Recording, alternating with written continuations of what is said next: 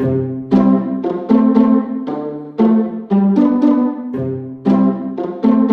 talk about the achiever. The achiever is a whole nother kind of persona or individual. And this persona may or may not be a good fit in your franchise organization, but he values things like power, control, residual income, growth. He wants to be with a company or provide a product or service that is unique, has a very high quality to it. So for him, it's about being respected. After all, he's earned that respect. He's had some success. It's not just about winning, but it's about being the best in his mind. And so this is what drives every decision, every penny he spends, every ounce of time he puts out there is based on what these motivators are, these drivers are. So when we are working with our prospective franchisee, we're going to be showing them in our sales process and in our marketing process ways that echo back these values, if indeed the achiever is the ideal candidate for you. So we're going to show them things like the quality of our company, the uniqueness of our product or service, by possibly doing some compare contrast. We're going to show him how he can replicate, either by showing him other franchisees who've opened a second or a third unit or created another vertical that they could go into market for. We're going to show them how they can grow and achieve through our marketing, through our sales process, through our stories. We're going to show them how we can do that. We're going to show him how he will be respected and how others that are in this business are respected, whether it's the leaders within our organization or other franchisees. And we're also going to show him and leverage, we're going to dangle that carrot, in other words, of how he can leave a legacy and create residual income. This is speaking his language. This is who he is. And when we speak that language, he understands what we're talking about and becomes even more curious and willing to step out into that learning zone. The fears, again, we're going to trigger the fears just enough to get him above that wall and peeking over it and curious, but not so much that he actually withdraws. So we're going to show him in our marketing and in our sales approach that if he doesn't do things differently, he's going to hit the corporate ceiling. Remember, he has to be the best. He has to have results. He has to be number one. So the idea that he's going to hit a corporate ceiling or that someone could bypass him will trigger him to do something different. It will push him out of the comfort zone. Show him that if he doesn't do something different, he doesn't come out of that comfort zone, he's not going to be able to leave a legacy behind. In fact, the legacy he might leave is that of being a coward, that of not stepping out and doing something differently. We're also going to show him how he has little power or little success, and that success and power is going to depreciate over time or will not increase over time. So we're going to trigger these fears, in other words, use the stick. At the same time, we're going to dangle the carrot of how he can have these things. This will bring him out of his comfort zone, over the wall of fear, into a curiosity zone, and have him investigate the possibility of doing that. And I'm sure you can think of many examples. One that I wanted you to take a peek at when you have a moment is the Rolex yacht cup.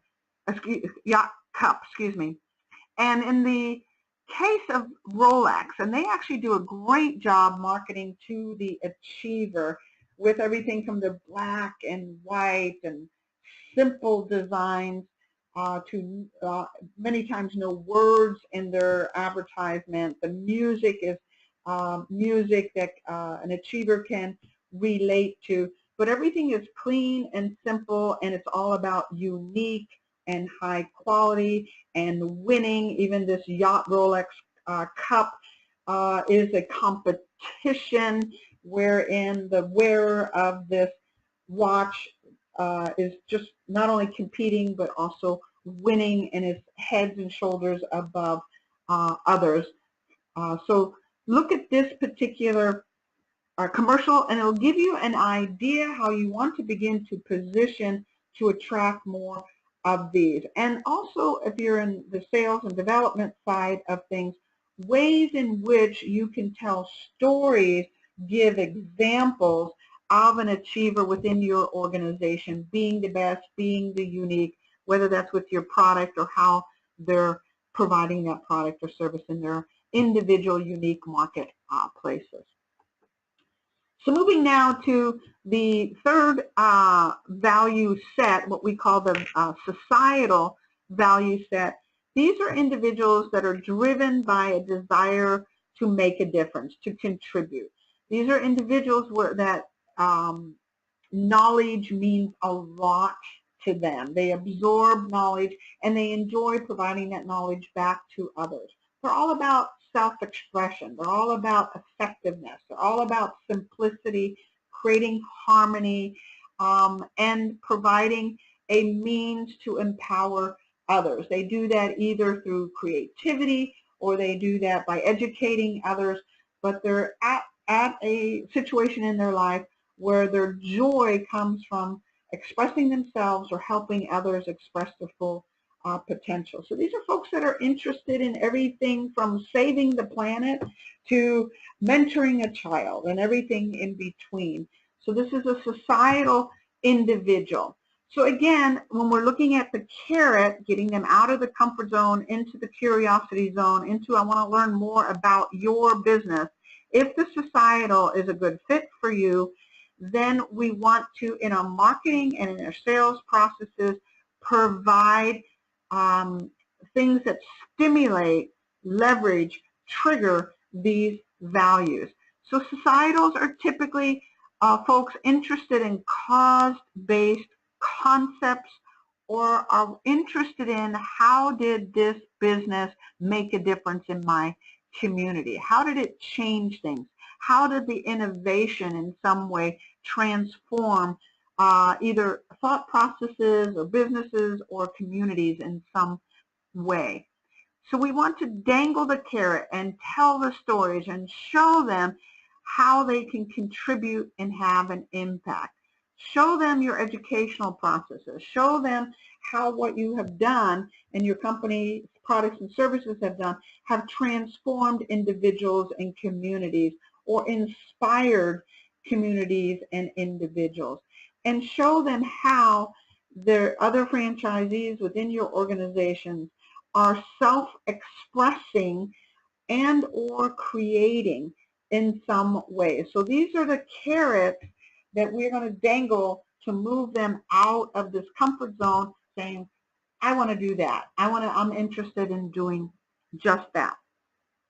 At the same time, we want to trigger subtly, without pulling them back into the comfort zone, their fears. And if you recall from our last session, the societal has this huge fear of not making a difference or not having an impact. So we're going to discuss that with them in our sales process and in our due diligence process of if they stay within that comfort zone and they don't climb those wall of fears and they don't step out and do something different, that they're not going to have an impact, or the impact that their lives will have had will be minimal. Show them that they are compromising their principles or that they're out of personal integrity by not fully expressing themselves, by not fully engaging their talents so they can make a difference. Show them how if they continue down this path, they will fall short of all that they're called to be from a spiritual or emotional perspective. Show them that they won't be able to innovate, or that their learning that they've had, this wisdom that they've gained over years, will not be imparted if they stay where they are and don't get out of that comfort zone. Trigger within them a desire not just to continue to learn, but to show them if they don't do something, all of that learning, all of that wisdom, all of that experience will be for naught, that they have no way of expressing it. Show them how within your business, it's just the opposite, that they can take those years' experience and that wisdom and impart it to others and make a big difference. Societals have a fear of drama. They have a fear of disharmony. So trigger that. Show them where they are is disharmonious, and show them there's too much drama. Show them where they're coming to is one where they get to have more personal harmony as well as harmony within their community and within their families and organizations. So we're going to get them out of this comfort zone, right, by triggering fear, which triggers, I want to investigate a little bit further, but we're also dangling these carrots.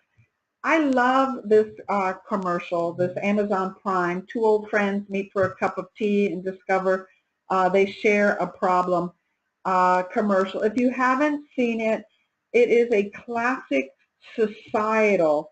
And as you observe it, I want you to observe, once again, no words. We are speaking with imaging and camera angles and colors.